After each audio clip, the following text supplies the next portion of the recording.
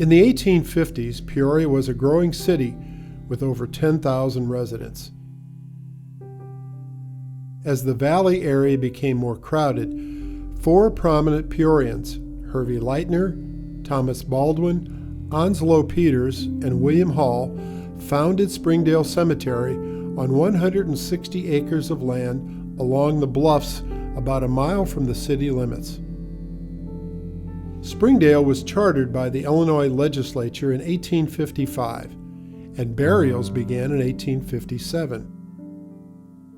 Today, Springdale has over 200 acres that consist of many miles of carriage and automobile roads. It is the final resting place for over 70,000 people, with room for another 70,000 people.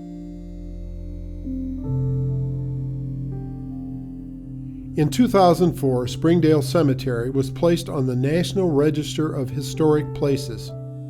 It was privately owned until 1999, when the state of Illinois comptroller seized the property for improper management and neglected maintenance. In 2002, an intergovernmental agreement was signed between the City of Peoria, Peoria County, Peoria Park District, and the Springdale Historic Preservation Foundation. Today, the cemetery is managed by the Springdale Cemetery Management Authority. Springdale Cemetery is an example of a rural or garden movement cemetery that became popular in the mid-19th century. As the United States became more industrialized in the mid-1800s, cities grew rapidly, and urban cemeteries became crowded and unhealthy. Garden movement cemeteries were located outside of cities in more wooded and park-like settings. The Garden Movement Cemetery was not only a cemetery, but was a place where families could spend the day, picnic, and attend concerts. Garden Movement cemeteries also featured more elaborate sculptures in the mausoleums, monuments, and grave sites. As you enter Springdale Cemetery through the beautiful new gate on the left, you see the reconstructed 1866 Civil War monument, the Shaft. It was the first Civil War monument erected in Illinois. The monument was dismantled in 1962 when the current Peoria County Courthouse was built. The shaft was discarded and forgotten. A few years ago, a dedicated group of Peoria citizens set about to find and restore it. The restored and reconstructed monument was rededicated at Springdale Cemetery in 2019. During the Civil War, the Ladies Memorial Association felt there should be a place within Springdale Cemetery to honor those who served during the war. The mound was constructed by the ladies of the Memorial Association, who hauled dirt by every means possible to create the mound, now called Soldiers Hill. The over 200 grave sites located at Soldiers Hill are all occupied by Civil War veterans. The Parrott rifles resemble cannons and are located on the 4 corners of Soldiers Hill. They were cast at the Rock Island Arsenal in Rock Island, Illinois. The last private owner of the cemetery sold 3 of the Parrotts, and 1 was sold by an earlier owner. A group of concerned citizens intervened and was able to get 3 of the Parrotts returned. A replica was made to replace the 4th. The Sentinel is the monument in the center of Soldiers Hill.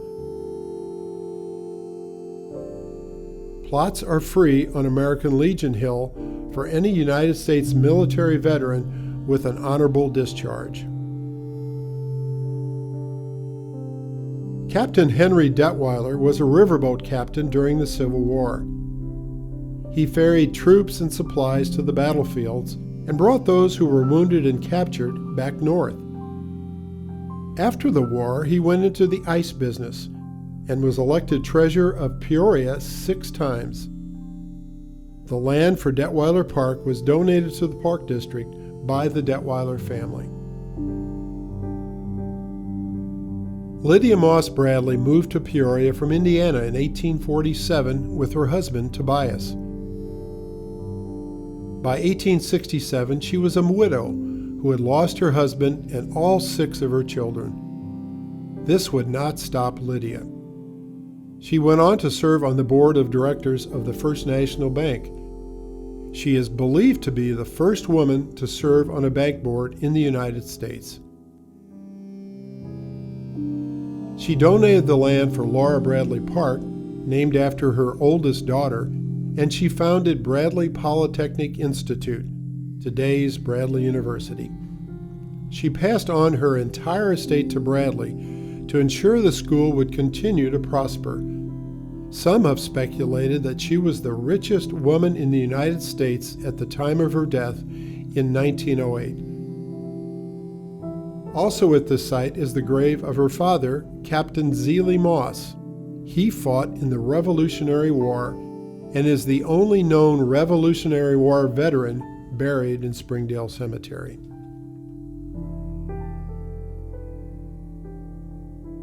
In the early 1900s, if you went shopping in Peoria, you probably went to the Block and Cool department store, one of the largest department stores in Illinois. This is the memorial to Fred L. Block, the founder of the Shipper and Block store that became Block and Cool. The striking sculpture of Peace at this memorial is a second casting of the original sculpture by Fritz Treble, the sculptor of the Civil War monument in downtown Peoria. The original sculpture, titled Grease, stands at the Treble gravesite in Woodlawn Cemetery in New York City. There are 9 significant memorial statues scattered throughout Springdale Cemetery. The Stritt, Flower, Titchener, Sloan, Jameson, and Block are a few of these memorial gravesites.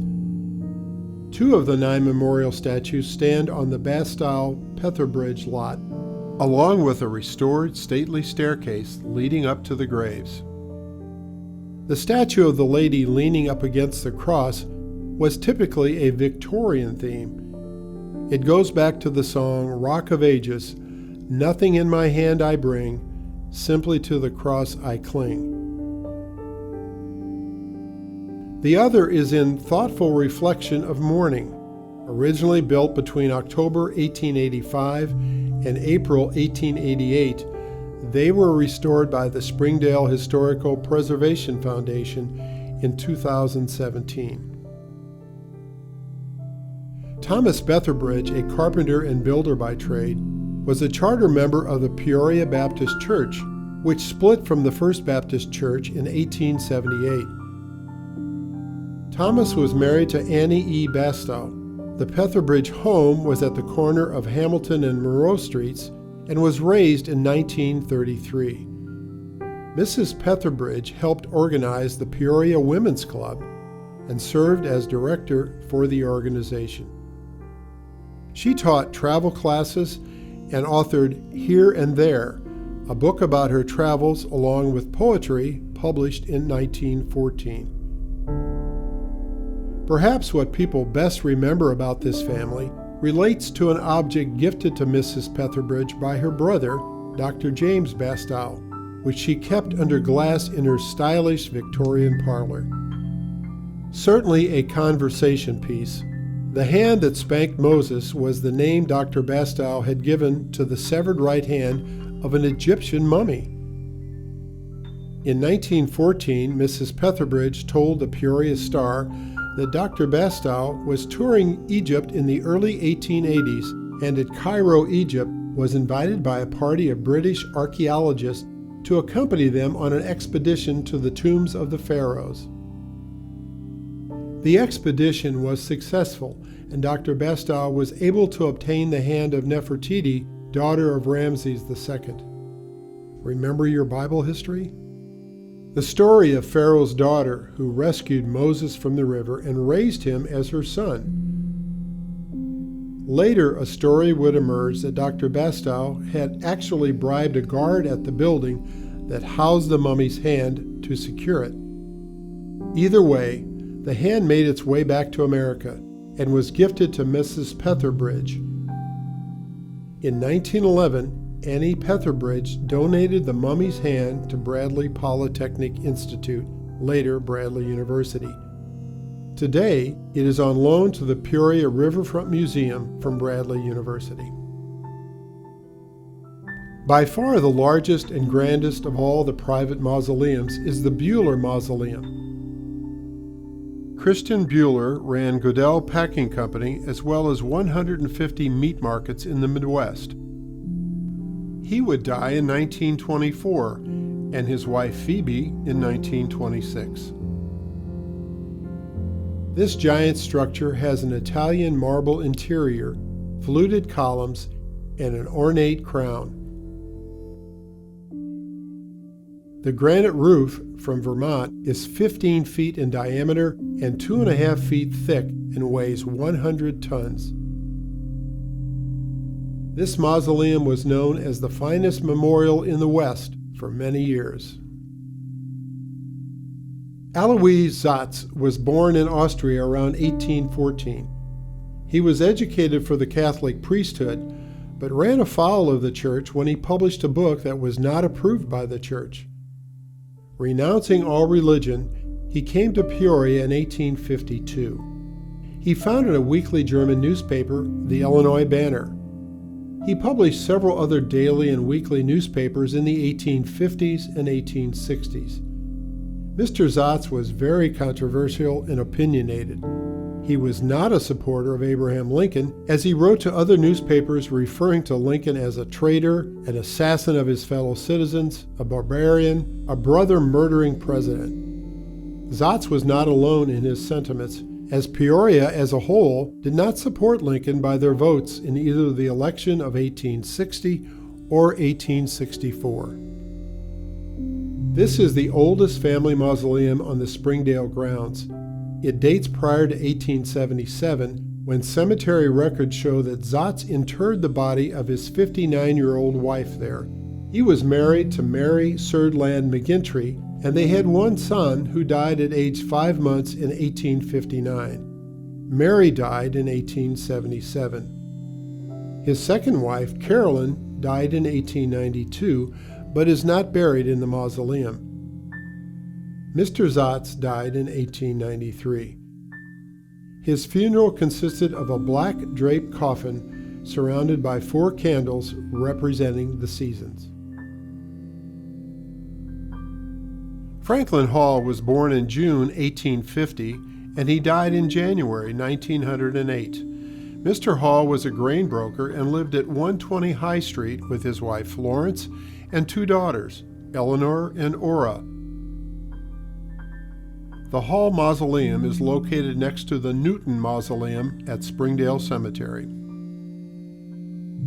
J. Lee Newton was a partner in the firm of Corning and Company. Mr. Newton came to Peoria with the Cornings. He acquired the Henry Woodward Mansion on Moss Avenue. Being a bachelor with a fine home, he was considered by many a matchmaking mother to be a very desirable catch for local young ladies. Miss Isabella Tucky Mansfield, daughter of druggist Henry Mansfield, became Mr. Newton's bride. The nickname Tucky may have been a tribute to her father's business partner, Dr. Nathaniel Tucker. Mr. Newton was a horse fancier and had a fine stable built on his property.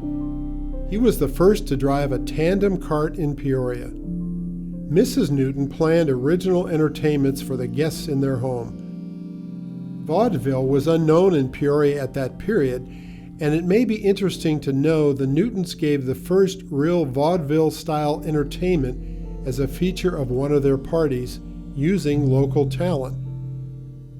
The family mausoleum is built of limestone in the classical revival style.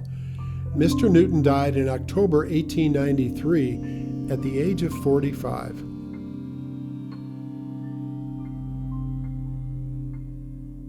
Hervey Leitner, one of the 4 founders of Springdale Cemetery, was instrumental in the development of the grounds. Commonly called the builder of Springdale, he would ultimately become the sole owner. Born in 1813, Lightner moved to Peoria in 1839 from Lancaster, Pennsylvania.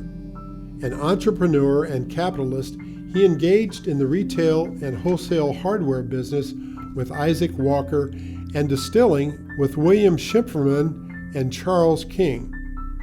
Later, he was the first superintendent of the Peoria and Oquawka Railroad.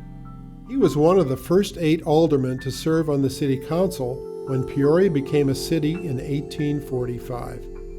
He married Rachel Palmer of Philadelphia in 1841. They would have 5 children. 2 died in infancy and 3 lived. They built a stately home on Hamilton around 1850. Later, it was a hotel. Rachel would die in a horrible accident in the Tremont Hotel in Chicago in 1879. Returning from a night out on the town, they rode upstairs in the elevator with others in their party. On the landing of their floor, the elevator operator stepped out to assist Mrs. Lightner over the threshold, and the elevator plunged down 3 floors, taking her with it, trapping her between the cage and the shaft. At the lobby floor, she broke through the glass transom, and the force threw her back into the elevator car and landed her dead into her husband's arms. Hervey Lightner would become a recluse after his wife's death. He died in 1896.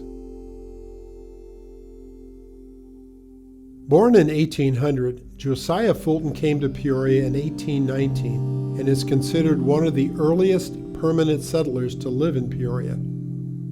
He bought 80 acres of land from the government for $1.25 an acre. His farm was located where the Peoria County Courthouse is today.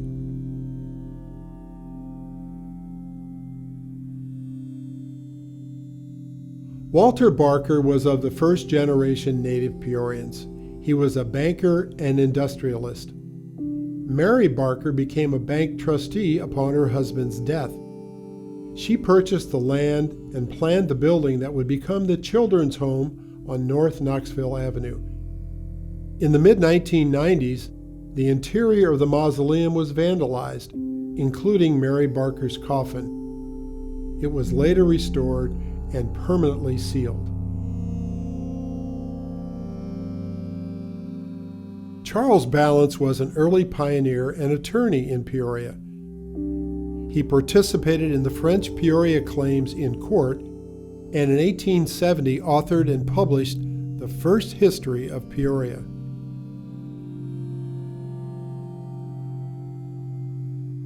Having never held a public office, Thomas Ford was elected the 8th governor of Illinois in 1842. He was a substitute for the Democratic candidate who died shortly before the election.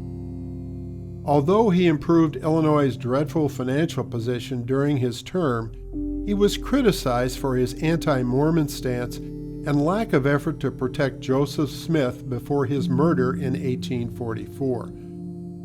Soon after leaving office, he returned to his law practice in Peoria and authored the book, History of Illinois, 1818 to 1847. He died penniless in 1850 of tuberculosis at the age of 49. He was originally interred at City Cemetery in Peoria. The Commonwealth of Illinois erected an 18-foot monument in his honor. This stone was blown down, however, during a cyclone in 1858. His remains were removed and reinterred at Springdale in 1860. In 1896, funds were raised and the monument you see today was erected on the Ford gravesite. One of the most unusual burial sites in Springdale Cemetery is that of the Norman Purple family.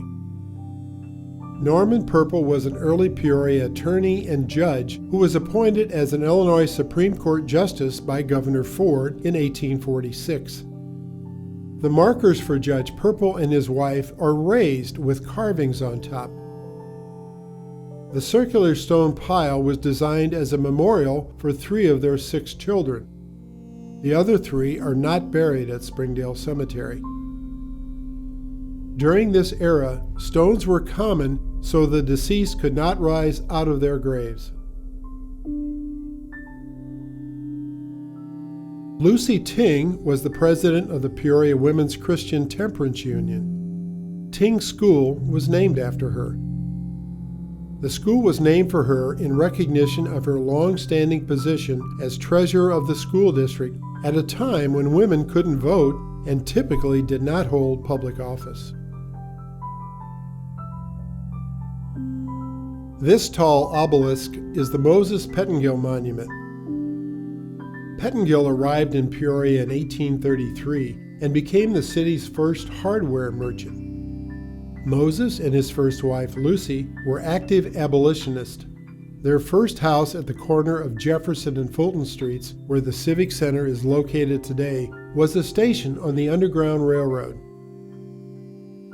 In 1868, Pettingill built a house on Moss Avenue. That house, Pettingill Moran House, became the property of the Peoria Historical Society after the death of the last owner, Miss Jean Moran.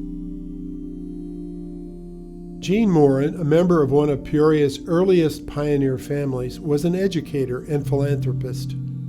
When her home on Northeast Jefferson was razed in the early 1950s for Interstate 74, she purchased the Moses Pettingill House on Moss Avenue and lived there until her death in 1966. At that time, the house and its contents were given to the Peoria Historical Society, which continues to maintain it today as a house museum.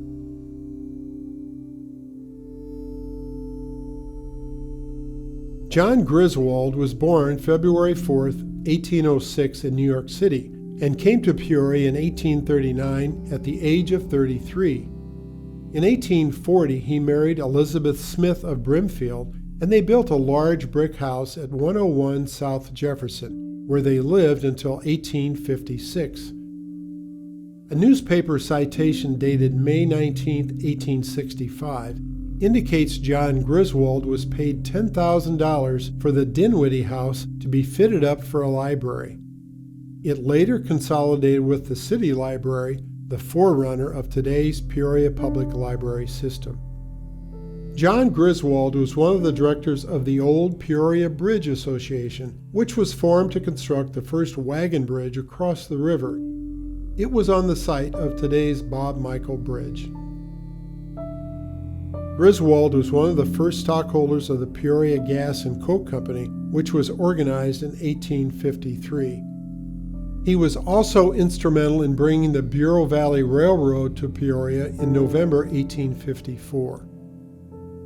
Upon John's retirement, the Griswolds purchased 20 acres of farmland on Moss Avenue on the bluff overlooking the city. They built a large estate named Woodside that had many outbuildings. Their property butted up against Lydia Moss Bradley's. Elizabeth Griswold's cousin was Frederick Law Olmsted, one of America's first premier landscape gardeners. It is thought in 1860 he visited his cousin Elizabeth on Moss Avenue and had a hand in the landscape of Woodside. Aaron Samuel Oakford was born in 1845 in a log cabin near the site of the Peoria International Airport. In 1868, together with Joseph Henry and George Wright, he began an extensive retail business. In 1872, Henry H. Fanistock joined the firm, making it Henry, Oakford, and Fanistock. Fanistock was born in Peoria County in 1838. On New Year's Day in 1881, he bought out the interest of the senior member, Henry, and the firm became known as Oakford and Fanistock. They marketed and sold top-of-the-line canned goods under the Blue Ribbon label and coffee under the name America's Cup. In 1839, this grocery supplier became Oakford Company.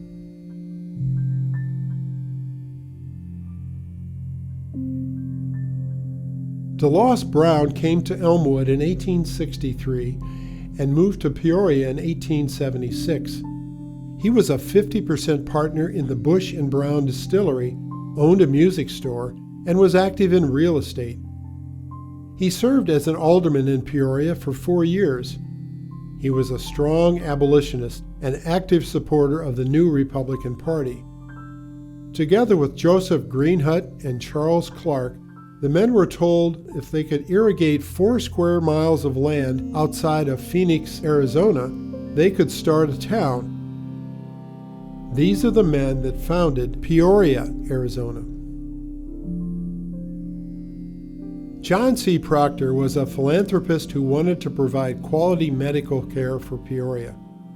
He gave the cottage hospital its start. After his death, it was renamed Proctor Hospital. He also established a training school for nurses, St. Augustine Manor being the first building at Glendale and Spring Streets, and he built the Proctor Endowment Home, now called Proctor Place on Reservoir Boulevard.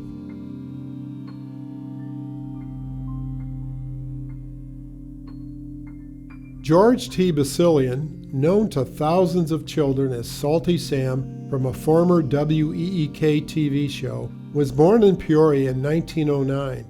The Captain Jinks and Salty Sam show ran from 1956 until 1972. At one time in 1966, the ratings climbed as high as 76%. Kids of all ages waited on a year-long list to be a part of the live TV 25 show. During the show's history, it never had a writer and never had a script. There are several different types of grave marker symbolism in Springdale Cemetery. Here are a few of the more interesting. A tree trunk marker stands for the brevity of life, life cut down too soon or in the prime of life. A dog marker may mean that a dog is buried with the master, or that the dog is standing watch over the master.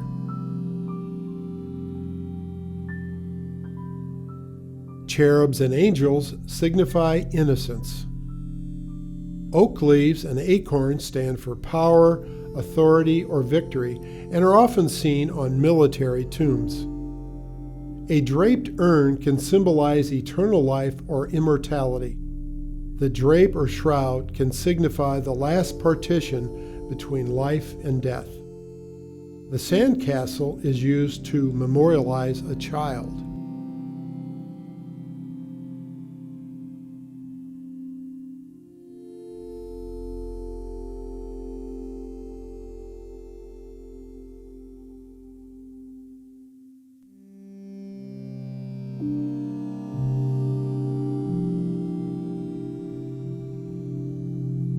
Springdale states that Whispering Woods is the final resting place for pets of all kinds: dogs, cats, horses, and more.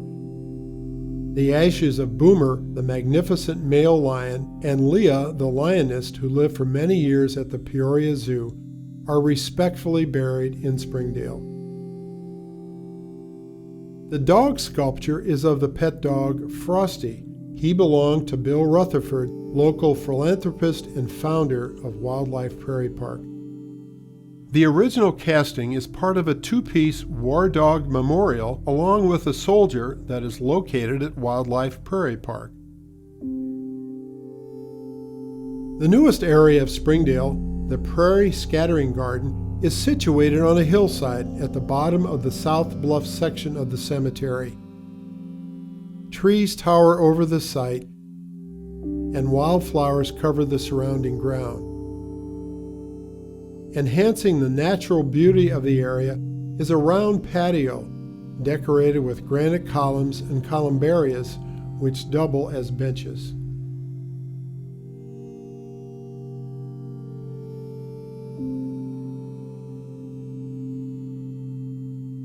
Designed by Lovell and Lovell of Chicago, the mausoleum was built in 1929, with the first annex completed in 1965 and the second in 1973.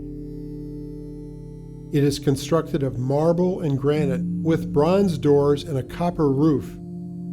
The floor in the part that dates to 1929 is a polished Tennessee marble. The mausoleum has a chapel that seats 30. A capacity of 1,100 crypts, and a wall of glass front columbaria for cremation urns.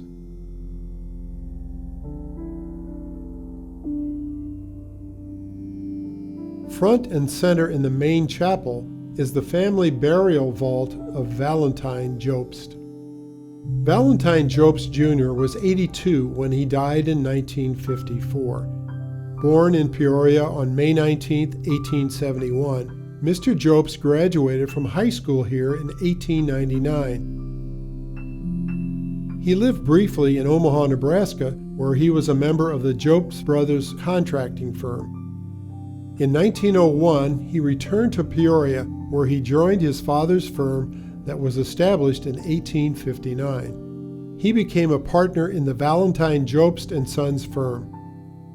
Among the hundreds of local structures erected by the contracting firm were the Block & Cool Company store, Union Depot, Creve Coeur Club building, Jefferson Hotel, Hotel Père Marquette, First National Bank building, and several manufacturing company buildings and warehouses. A number of structures on Bradley University's campus, including the new library and men's dormitory. In 1952, Mr. Jobst presented Bradley a financial gift described as the largest single gift since the original grants made by Mrs. Lydia Bradley. The Valentine Jobst residence at 510 Moss Avenue was said to be one of the most imposing and attractive homes in the city. In speaking of the hospitable early Jobst home and referring particularly to the inviting summer house in the yard, a longtime friend of Mr. Jobst recently remarked, with a twinkle in his eye, "My, what gay times Val and his boyhood pals had in that summer house."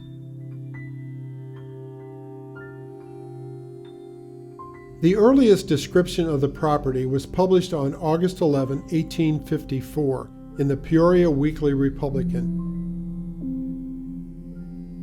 All the requisites of a large and beautiful cemetery seem combined in this ground. The hills slope at an easy angle that no difficulty is apprehended in making carriageways through the whole ground. The little streams through which springs discharge their waters may be arrested in their progress and formed into small lakes or pools. Lying between the Mount Hawley Road and the tableland of the city, and covered with an almost unbroken forest, it is wholly secluded from the noise and dust of travel and business. Now located on the National Register of Historic Places, Springdale Cemetery was designed to be both a cemetery and a park, a place for both remembrance and enjoyment. Today, the cemetery holds 16 private family mausoleums, scattering gardens, designated areas for natural burials, and the Whispering Woods Pet Cemetery, where people can bury their beloved pets. This jewel of Peoria is a peaceful place of great beauty, deep meaning, and rich history. It's where people from all religions, cultures, and walks of life come to remember and honor loved ones. Mark Matuzak, General Manager, Springdale Cemetery.